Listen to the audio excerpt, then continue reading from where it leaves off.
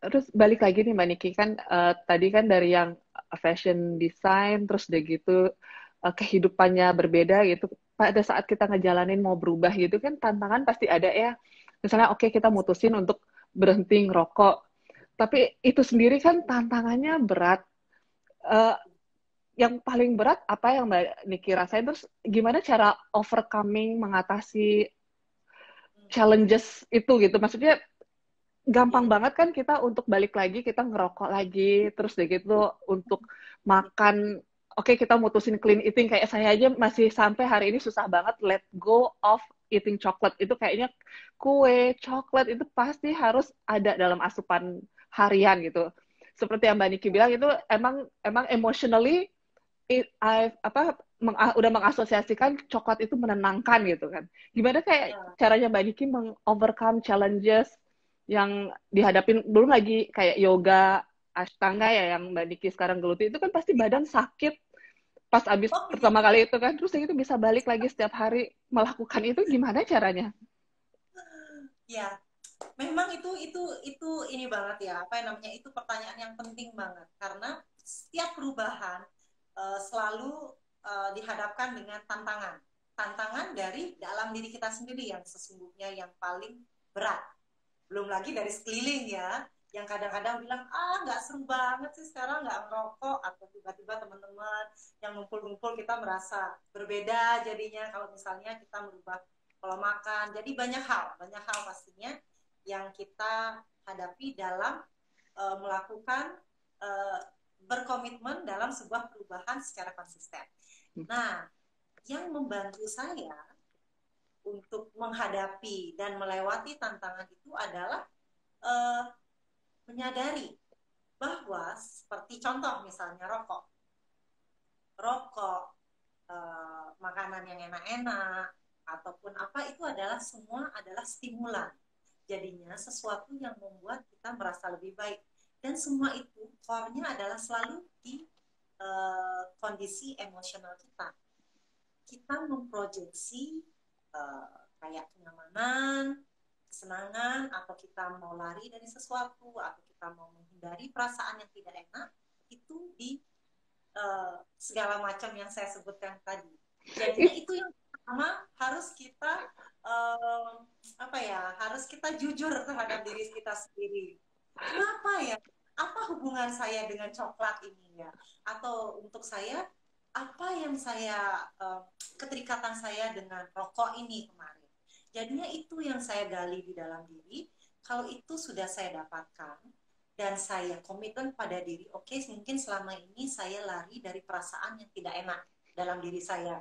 Tidak, apa ya namanya, kadang-kadang di dalam diri itu kan pasti ada hal yang baik dan hal yang tidak baik. Nah, untuk menerima hal tidak baik dalam diri itu kadang-kadang kita tidak cukup berani ya. Itu butuh keberanian. Iya kan ya? Aduh, ini ngerasa ini banget, tapi itu ya banget. Jadi maksudnya pagi-pagi baru bangun harus makan coklat, nanti siang makan coklat lagi. Cuman kita tahu nih, kita melarikan diri dari, ya mungkin kan, Tidak mampu rasanya. tapi gimana ya? Aduh, bener-bener apa willpower-nya harus lebih di iniin kali ya, ditambah. Dan itu dia, dan kita harus sadari kenapa coklat ini kenapa saya selalu terikat dengan coklat ini.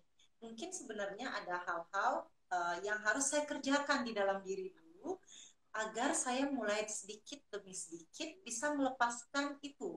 Kadang-kadang mungkin ya itu dia kembali apa yang nggak kita ingin kita lihat dalam diri, atau perasaan yang nggak nyaman, atau juga misalnya mulai mengganti coklat itu menjadi, kadang-kadang mungkin coklat itu identik dengan rasa nyaman ya.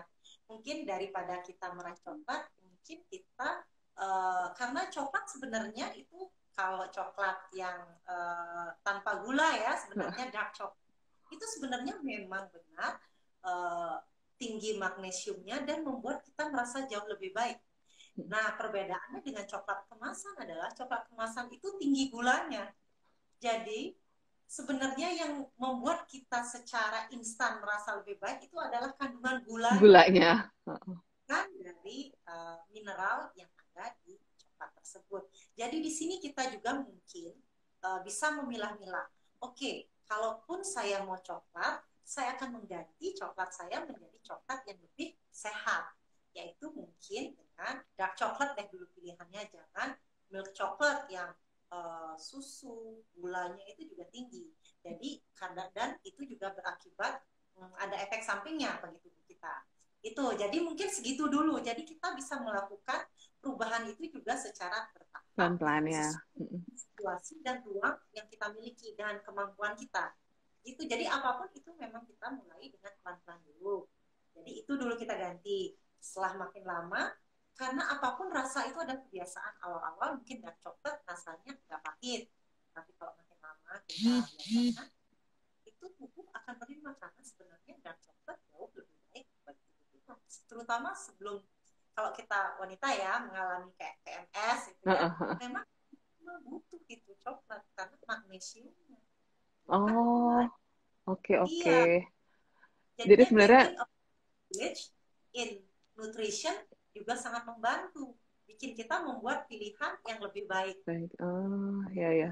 Oh gitu. Jadi ada saat-saat di mana emang tubuh kita yang emang meminta tambahan Yes, asupan yang lebih gitu ya. ya. Oh, oke oke. Kadang-kadang kita makanya yang keliru. Misalnya, oh saya mau coklat, oh sugar, sugar.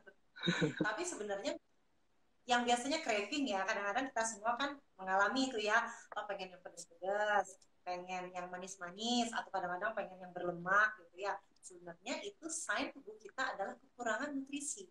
Hmm. Nah, yang kita butuhkan adalah nutrisi, sebenarnya Oh. bukan makanan uh, asi-asian itu.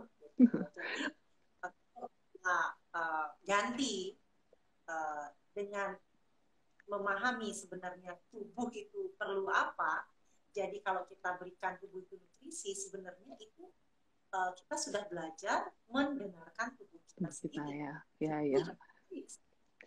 Itu sebenarnya it's actually a nice way, cara pandang yang enak untuk melihat itu gitu loh. Tadinya tuh saya nggak kepikir, oh ternyata bahwa ada keinginan-keinginan tertentu yang emang di drive-nya didorong sama kebutuhan ada yang kurang dari badan kita. Itu tadinya saya nggak ngeh loh, Mbak Diki. Karena sebenarnya kita ini adalah sebuah ini yang canggih ya. Kita ini sebenarnya sudah punya proteksi untuk hal-hal yang tidak baik yang masuk ke dalam diri. Tubuh kita sudah punya pengamannya. Dan juga kalau dia mau sesuatu yang baik, dia juga akan memberi sinyal. Tapi sayangnya sekarang kita kurang membangun hubungan terhadap diri kita sendiri. Karena kita sekarang sibuk dengan hal-hal yang di luar kita, Di luar kita ya. external world. Itu yang kuncinya.